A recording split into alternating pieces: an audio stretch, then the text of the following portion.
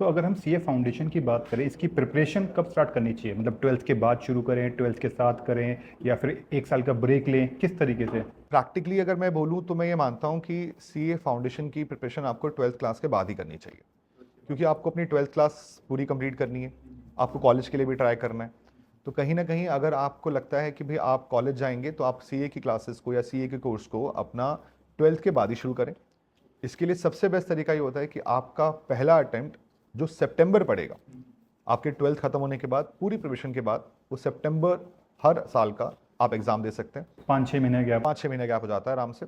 But अगर आपको लगता है कि नहीं, हम कॉलेज के लिए पूरा डिटेल में ट्राई करना चाहते हैं, हम CUT के थ्रू, जैसे आप जानते हैं, ये सब करने के बाद अपना सीए के बारे में सोचेंगे, तो फिर आप जनवरी का अटेम्प्ट दीजिए।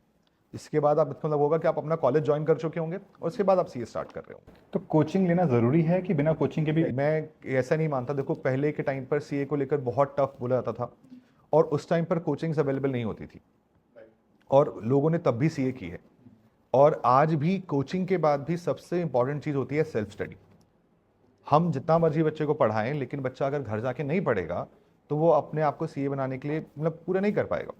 कहीं ना कहीं किसी भी कोर्स में ये बात चलती है कि भाई कोई कितना भी पढ़ा ले, लेकिन जब तक बच्चा खुद सेल्फ स्टडी या मेहनत नहीं करता सेल्फ ही होता तो है। उसका एग्जाम क्लियर नहीं हो सकता।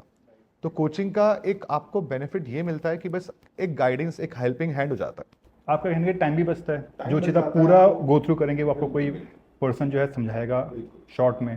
भी आपको एक चीज़ को पढ़ने के लिए टाइम लगने वाला है, एक सामने आपके सामने एक एक्सपर्ट है जो इतने सालों से पढ़ा रहा है, वो आपको उसको बेटर वे में पढ़ा सकता है ताकि आप एग्जाम का एक हायर लेवल भी इजीली अचीव कर पाएंगे।